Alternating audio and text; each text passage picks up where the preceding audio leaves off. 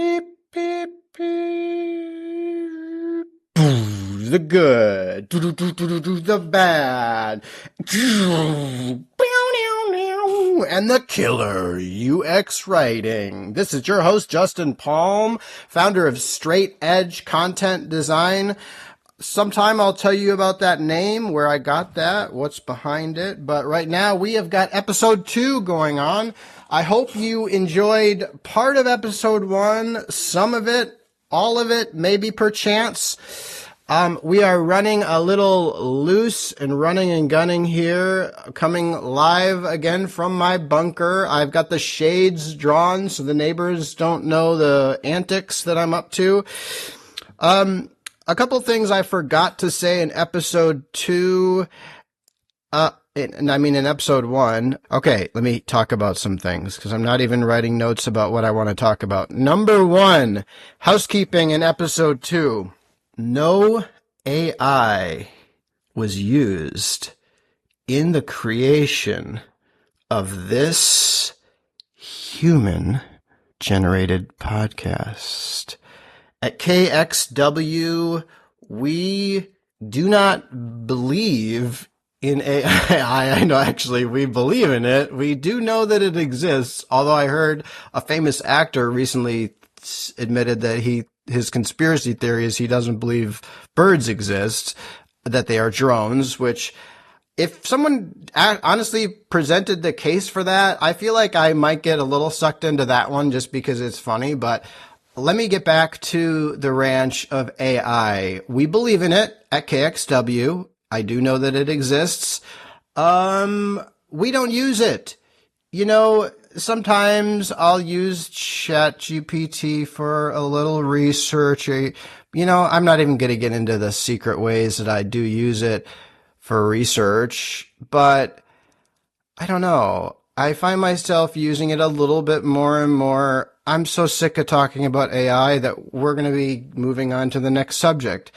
And the next subject is that I do have a content design agency. I have room for more clients. I am ready and willing to help you fix your words. I'm going to talk about my agency at the beginning of the episode, and maybe if I can remember at the end of each episode. And that's it. That's all I will, torture you with.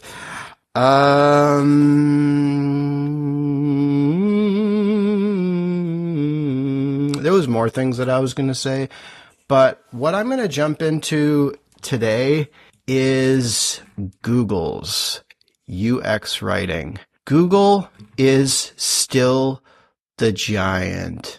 Where is my Google folder? Shout out to Google. Here it is. Now, shout out to my friends at Google. You're doing the Lord's work. I'm going to take another sip of coffee to keep the ASMR.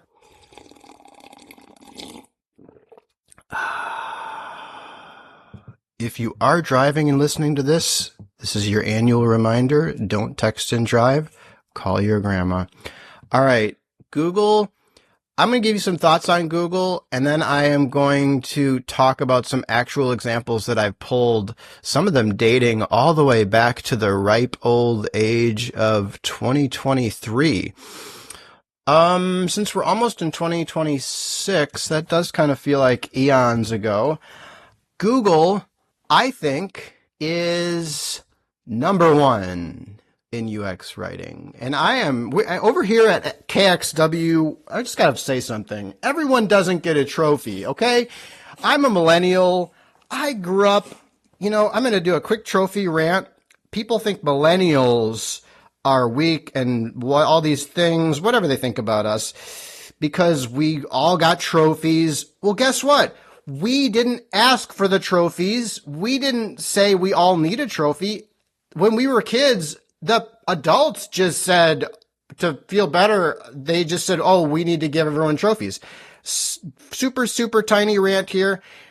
We did not say we need trophies, okay? People gave us all trophies when they lined us all up at the t-ball game. So we don't all need trophies at KXW here. Everyone doesn't get a trophy. So we do like to rank things here.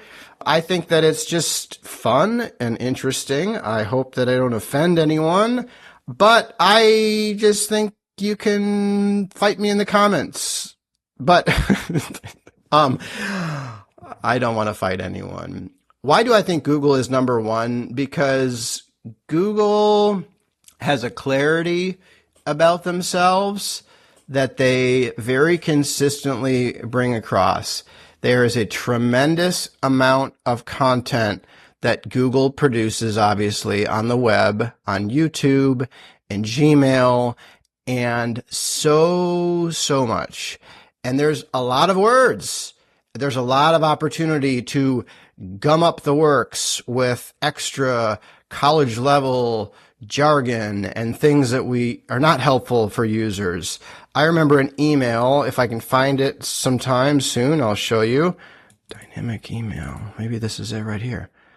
No, this is not it. But I remember they sent me like an update to their terms, which one of the episodes I'm going to talk about is those terms updating emails and messages. I've got some hot takes on that. But I think with Google that I remember one email that Google sent that was just like super conversational, very clear.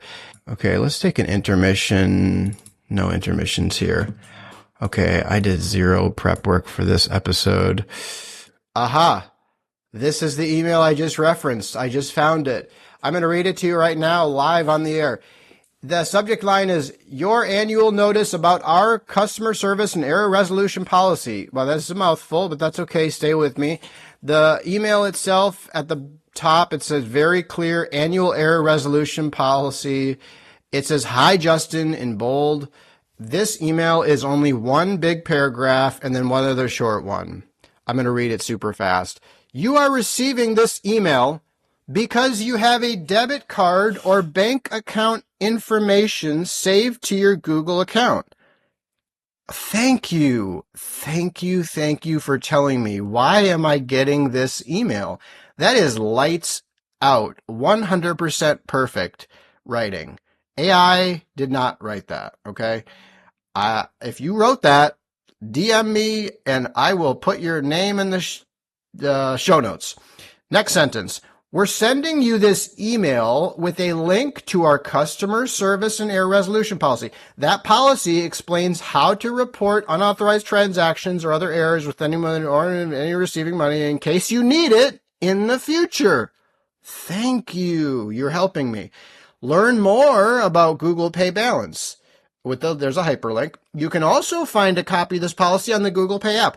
Oh, I am getting so many breaths of fresh air and relief over this trying to help me. And I am not being facetious. I actually think this is a really good example of an email updating, which typically companies just spam us with all kinds of stuff that we have no idea whether this is important or not. The last paragraph, they said, if you have questions about Google Pay, feel free to contact us by visiting our help center. Thanks, the Google Pay team. I mean,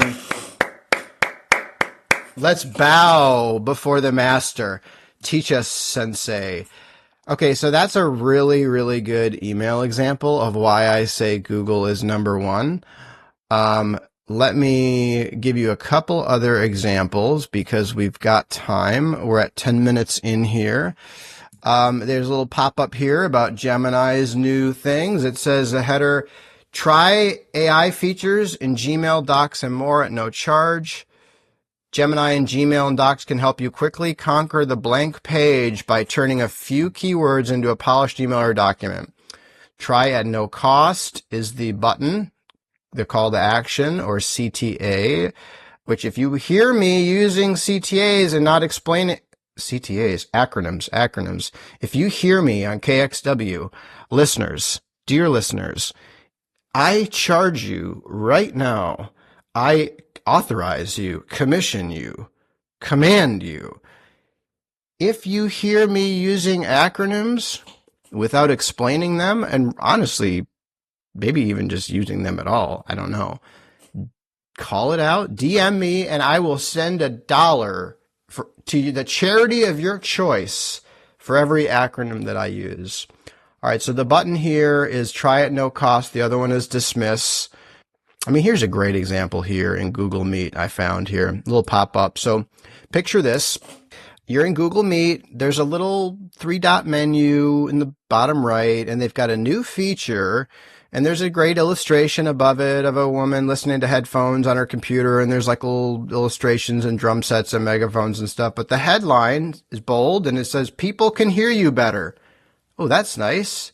Then the message is Meet, Google Meet, now filters out background sound picked up by your mic. I could use that probably right now with my dog barking. It's not barking anymore. He's not. It's not an it. It's a he. His name is Teddy. He's in his crate right now. He's being well taken care of.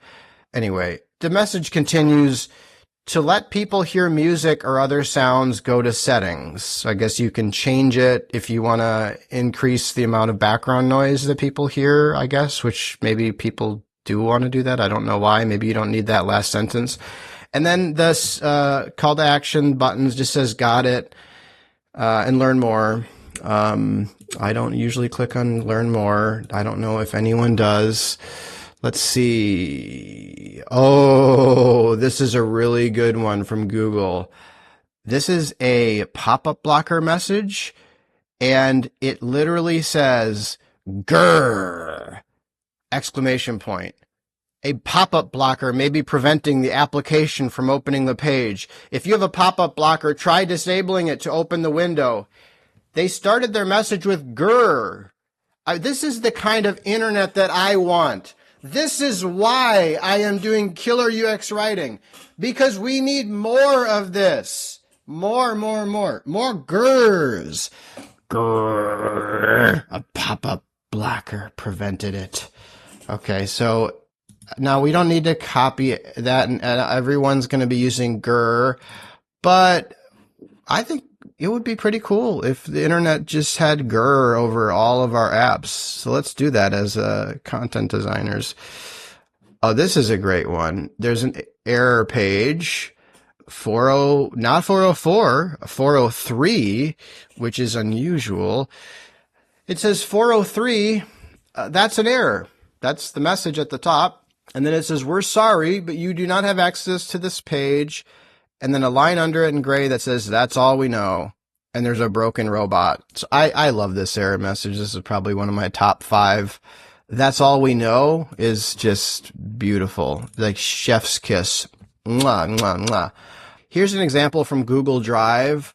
They say at the top banner, there's like an announcement of something coming. And I do wish that you could just picture this in your mind. But it's this beautiful baby blue, which is my favorite color. And it says a little megaphone emoji, and then it says bold, updates to keyboard shortcuts. And the message is very clear. It says, on Thursday, August 1st, 2024, Drive keyboard shortcuts will be updated to give you first letters navigation. Learn more. And then there's a call to action button that says C shortcuts. See how I didn't use the acronym? CTA. I mean, here's one that's talking about personalization in Google or YouTube or whatever. And the message just says confirm personalization ? Personalization settings are turned on to give you a more personalized experience based on your one of those that blah, blah, blah, blah. At the end, it says you can change this and other settings by selecting more options below. You know, just this is maybe a lesson for today.